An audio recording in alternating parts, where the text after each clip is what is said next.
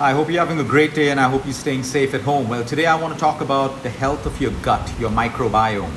You know, your gut health's become a buzzword. Everyone talks about how do I improve gut health? How do I improve gut health? Why do people want to improve their gut health? Because the health of your gut is related to almost everything in the human body. Your physical health, your immune system, and even your brain health.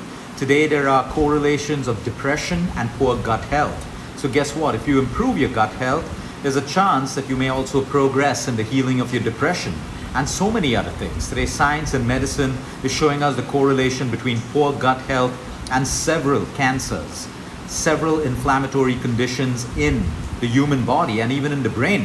There are connections of gut health, poor gut health with Alzheimer's, Parkinson's, dementia, rapid aging, and all of these things. So what do we do? What do we do to improve our gut health? Now, most people would go and invest money in a very expensive probiotic, and we need to understand that yes, we need probiotics and we need prebiotics, but just putting probiotic into your body one after another doesn't mean that your gut's going to get better. Sometimes if you overdo it on probiotics, they can actually cause more problems in your gut. So basically, we're talking about your microbiome. It's a collection, a diverse collection of trillions and trillions of microbes, yeast, bacteria, viruses, all of these together. It's a very intelligent system. When people really understand how the human brain works, how the immune system works, how the gut health works, you will worship your body. You will have so much of care and so much of respect for the same body that most of us abuse every single day, because we don't understand the intelligence within us that allows us to live a life, to think, to create, to fight viruses, diseases, and all of those things. So basically, a balance of microorganisms in your digestive tract, in your microbiome is what makes up the gut health. It's extremely complicated. Now today in our country, let's not talk about the world, but let's talk about India right now. 1 in 3 to 4 people suffer from acidity, either low acid or high acids in their body. Most of them are busy popping antacids every single day because they don't want to invest in changing their lifestyle. Get acidic, the doctor says, yeah, take an antacid. Yeah, I want to binge drink tonight, I want to eat late night food, yeah, let's pop an antacid. They don't understand the immense damage it's doing to their microbiome and their gut over time. So these people don't change their lifestyles. They believe that there's a pill for everything. There's a pill for over drinking, there's a pill for overeating, and they do that. And one fine day, the body gives up. You cross that set point, and now you have very complicated issues that takes you a lot of time, a lot of medication, and a lot of money to change. Unfortunately, that change, there's no drug for it. There is no drug for your gut. There is no medication for your gut. You need to make lifestyle changes to heal it. If you don't, we see colorectal cancers come up, pancreatic cancers come up, cancers in the small intestine, cancers in the rectum, and all of these issues. And then people wonder, oh, why? And they ask their doctors, and the doctors say, oh, we don't know, there's no evidence. There is no evidence. The evidence is your poor lifestyle and the abuse of over-the-counter drugs that you've taken year after year. This intelligent system needs to be allowed to evolve. And every time you take an antacid or you take a drug because you want to continue with your poor lifestyle, you compromise that intelligence and you have problems. So today, 1 in 3 people in India have acidity, constipation, loose motions all the time, issues, inflammation in their gut, leaky gut syndromes, autoimmune conditions, alopecia, vitiligo, Hashimoto's thyroid, all of these things. Don't get alarmed. Your body is trying to tell you that something is wrong with your gut. Or you constantly have allergies, you constantly have asthma bouts, you constantly have, brain fog, you can't focus, fatigue. You go to the wrong doctors, they diagnose you with ADHD and some stupid stuff without looking at your gut. I'm not against doctors. I'm against the doctors who only look at a symptom and they decide and label you sick without looking at the health of your gut and telling you, hey, listen, because even in medical school, it is established that the health of your gut is relevant to all the conditions that I spoke to you about. Today, medical science is even showing us that heart problems have a connection with your gut. There is a certain bacteria that works with something called L-carnitine, which is very, very important for your heart health. So you see, There's one world which treats you like a car. There's a problem with the engine, oh, let's just change the oil. There's a problem with the kidney or the part, let's just remove that and put something else in. And that's why the world is sicker and sicker. Yes, we need medicine, we need specialty medicine and everything else. But if you're not going to get to the basics of what your problems are, the root cause, which is your gut health in most cases, if it is your gut health, your hair's falling, you don't change your shampoo, you can do that. But have you looked at your gut? You have acne all over your face, you don't just go and start taking hormones and get onto oral contraceptives and all of that stuff. You can do that if you want, but have you looked at the health of your gut? So number one, fix the root cause of your problems. So like I said, your gut flora or your microbiome is diverse. There is no scientist, there is no doctor, there is no nutritionist who will be able to tell you accurately that, hey, you need this kind of bacteria. There are trillions of them. But what you can do is reset your body, reset your gut, and allow that microbiome, that diverse population of bacteria, to figure out growth on its own. On its own. That's what you need to do, just reset the body. So how do we do that? Number one, probiotics. You get them in all of your fermented foods. You know, your pickles, which are well made with the right salts and the right oils. You find it in fermented cabbage and sauerkraut. You find it in ethically sourced yogurt and all of these things. Everyone just takes a pill and they're like, I'm taking 50 billion units of a probiotic, 25 billion, like you know, they're supposed to get a prize for that. It doesn't matter whether you're taking 25 billion or 50 billion. Sometimes a little bowl of yogurt will solve your problem. Sometimes the right probiotic, by getting a little bit of fermented vegetable in your diet, will sort your problem out. So we don't have to look for complication, we need to look for simplicity and doing the right thing for the body. So those are your probiotics. What about prebiotics? Your probiotics are useless if you don't have prebiotics. Prebiotics are undigestible carbohydrates that we consume.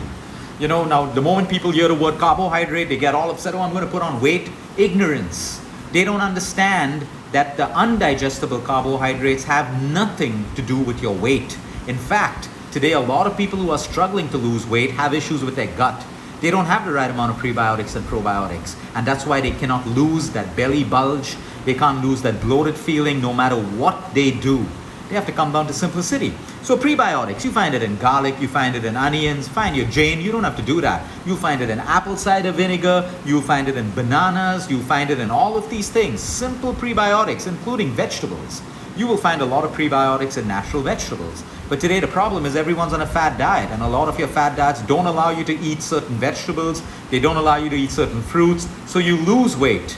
For how long? And then you put that back on and you have a lot of other problems. So the issue is the microbiome requires balance. So if you're not giving your body balance, what about your microbiome? Okay, it's as simple as that. So you look at your prebiotics, even isabgol, psyllium husk. A lot of people think psyllium husk is only for constipation. No, it is a very powerful soluble and insoluble fiber that allows your bacteria to grow. You got to feed your bacteria. We're all excellent at feeding our bad bacteria. Our bad bacteria is what does the most damage to us. And what does the bad bacteria thrive on? White sugar, carbohydrates, the refined carbohydrates. So you want to feed the bad bacteria, keep on eating sugar, keep on eating refined carbs. You want to kill the bad bacteria, you cut off the source, you starve them. Get off white sugar for a while, get off your refined carbohydrates, and in a week or 2 weeks of just doing that, you will find that most of your symptoms of poor gut health will tend to disappear. You still got to rebuild your gut, and that's what we're talking about. So that's the third point. Sugar, junk food, ultra-processed food will wipe out your gut bacteria, the good bacteria, and it'll feed on your bad bacteria. Now what happens when the bad bacteria grows? You get bloated, you trap gas, you have a lot of issues. SIBO, that small intestinal bacterial overgrowth, or dysbiosis. You got to cut off and starve that bacteria. Now when this bacteria grows long, it starts poking holes in your intestinal walls. And now you have certain particles that enter your blood, which is never supposed to be there. So your immune system wakes up to attack you. And what are we looking at? Autoimmune disorders. It's something called a leaky gut syndrome, caused because your bad bacteria is more than your good bacteria. And that's exactly your microbiome. So now you go in for steroids, you go in for immunosuppressants, and you do all of that stuff. You may need it, but that's not your permanent solution. Even your doctor's going to tell you that, hey, I can't keep you on this for a lifetime. There's nothing else I can do. But you have a leaky gut syndrome, you got to heal that wall. You got to heal the intestinal wall so that those particles don't enter your blood anymore. And when they don't annoy and irritate your immune system, falls right down. You'll see eczemas disappear, psoriasis eczema, vitiligo spots disappear. You'll see lupus conditions get better, arthritic pains disappear, bloating coming down, Hashimoto's thyroid literally disappearing. I'm not going to say reverse. It will literally disappear if you can relax your immune system. And all of this bacterial overgrowth causes inflammation. Okay, inflammation in the body is bad for our immune system. It's bad for autoimmune conditions, your heart, for cancers, for your brain, for everything else. So you see how many conditions are we talking about related to one root cause, which is your gut. So you want to cut down your junk food, your processed food, your white sugars, stress. Scientifically proven that the more stressed you are, the poorer your gut health will be. Every IBS patient knows this. Every time you run to the loo, you know you're anxious. You know you're nervous, you know you're worried, you know you're emotionally stressed. So there's a stress trigger that inflames the gut and causes the urge for you to go and pass a motion.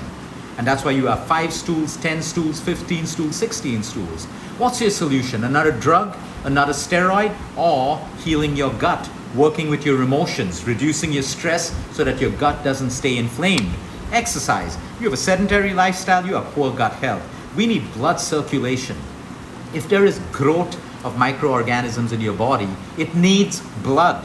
It needs blood flow because blood carries oxygen and nutrients from the food that you eat to every single microorganism in the body and trillions of cells. So if you're sedentary, you have poor blood circulation, nothing's going to work. The best doctors, the best nutritionists, the best treatment, useless. It will not work if you don't have the fundamentals in place. Antibiotics. Go on abusing antibiotics and you will wipe out your gut. Yes, sometimes you need your antibiotics, go ahead and take it. Ask your doctor to prescribe a probiotic or take a natural probiotic and take a B complex along with that. If your doctor does not prescribe this and you have to ask him to do it, change your doctor. Change your doctor. In medicine, you're supposed to heal without causing harm, period. You're supposed to treat without causing harm. So if your doctor doesn't have the decency or the knowledge to give you or tell you, listen, please take a probiotic, or let me prescribe one for you, or go home and have some yogurt or whatever and take a B complex, because we know that every antibiotic, basically depletes your B vitamins, causing more problems. And the reason you feel nauseous and bloated when you take an antibiotic or get constipated is because your antibiotic kills all the bad bacteria as well as the good bacteria. So change your health professional if they don't have the basics for you. Don't suck up to them just because they have position. You suck up to them, you get nothing. It's your health. When you learn to worship and respect your body, then you will treat it the right way. You will not suck up to people only because you don't want to question them and say the wrong things. When you take an antibiotic, you will take a probiotic and a B complex. If not, change your doctor. As simple as that. Exposure to chemicals and disinfectants.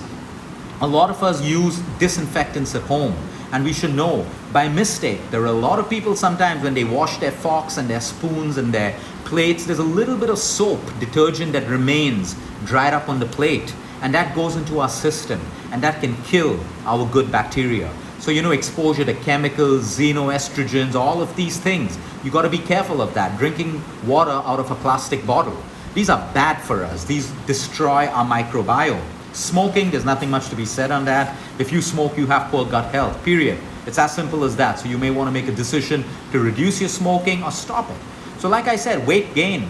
Most of the people who come to us for weight loss, they don't need better diets and better exercise programs. They need better gut health. Fix your gut for better immunity. Today people are popping vitamin C and zinc and all of these things for immunity. First, look at your gut health. If you're suffering from day-to-day acidity and all of these problems, you have a big issue. Your immune system is going to be low. No matter how much of zinc you put in it, no matter how much of vitamin C you put in it, you need good gut health. Depression, patients of depression, if you are not looking at gut health of the person depressed, you are on the wrong treatment path. You may be on the right treatment path with the chemicals and drugs that you're getting. But if you really want to heal, you see there's a big difference between treatment and healing. We can all get treated. Our symptoms can get treated, and we will suffer in the future from the side effects of the treatment. Or we can decide to get healed, where I take a treatment, but I am also doing what I need to do to change my lifestyle. Sleep deprivation. There's enough of medical science showing us that sleep deprivation decreases gut health. You'll notice every night you're sleep deprived, you will wake up bloated. You will wake up acidic. You will have bloating, you will have carb cravings and sugar cravings, because guess what? In a sleep-deprived environment, that is where your bad bacteria thrives. So when you have sleep deprivation, that's why you have so many cravings for carbs and sugar the next day. What else can you do? We're too clean. Expose your children to mud. If you can't expose them to mud, buy organic mud online. Put it in a big box. Play with mud. It's very relaxing. It's very, very, very, it's like a stress buster. Just put it in a nice large container and play with mud. Run your fingers through it. If you're not gardening, you're not growing stuff at home, play with mud for 10 to 15 minutes, at least 3 times a day, because all those microbes go below your nails. Everyone's talking about B12 and searching for B12 and all of that stuff. Vegans are worried about low B12. Let me tell you, in all of our practice over the years, we don't see data showing us that vegans have less B12. Even non-vegetarians can have less B12 because B12 is synthesized in the gut. If you have poor gut health, you will not even absorb or synthesize vitamin B12. So it's not about more supplements for B12. If your B12 keeps falling down all the time, your body is telling you you have a gut problem. You want to fix that. And then tea. Black tea is rich in polyphenols. Polyphenols feed your good bacteria. So when we have tea in the right ways, and that's why I have nothing against Indian chai. The only problem is when people fill Indian chai with the wrong quality of milk, with spoons and spoons of sugar and all of that crap. You cannot go wrong with a cup of chai. If you don't like the milk, have a cup of black chai. Black chai is like medicine for you. Like medicine. Add sugar, it's junk. Don't do it with sugar. Have plain black tea. You will get accustomed to the taste. Add a little bit of lemon to it. It is like a medicine. Not just in the Indian culture. Across the Middle East, across so many civilizations, black tea is consumed in small quantities, small glasses. It is great for your gut. It is great for so many functions in the human body. And even green tea. If you want green tea, matcha tea, all of these things, the polyphenols in this can feed your good bacteria. So you see, when it comes to your gut health, stop scratching the surface. You got to get deep into it. Have a balanced diet. Even whole grains. Everyone's dumping whole grains. The problem is refined grains. Whole grains do not cause a problem for you. Now sometimes if you have a gut problem, yes, getting off gluten, getting off dairy completely is the right thing to do, because those foods are very inflammatory and a lot of people are intolerant to it. So if you're intolerant to it, it can create immense issues in your body. So you may want to do an intolerance test and find out if you're celiac or lactose intolerant, and then you can never eat those foods again. Or if your gut is weak, all of a sudden you can't take these foods. So get off wheat, get off milk if you have gut problems, and then rebuild. Start rebuilding your gut, and that is the easiest way to take care of your gut health. You don't need detox programs, you don't need any of that stuff. You need to build it into your normal way of living. We can't wait to get sick and then start cleaning the body. You can't do that. It's like a fish tank. Okay, and if your fish are dying all the time in the water that you put them, is the problem with the fish or is the problem with the water? Sometimes you got to change the water and the fish will live. The same thing with the human body. You need to address the root cause of the problem. But believe me, and you have to understand today, 1 in every patient that we have with cancer or any disease, they have an issue with the gut. They've had a prevailing issue with the gut even 6 months to a year before they got sick. You see, we don't fall sick. We first get the symptoms and then we fall sick. So a lot of people who may fall sick tomorrow or day after, they were already sick 6 months to a year before they got sick. So listen to the symptoms of the human body and heal them. Don't treat them, heal them. And that's what preventive medicine is all about. That's when you really take care of your body and you do not suffer from the side effects of every drug that is slapped onto every symptom that you have.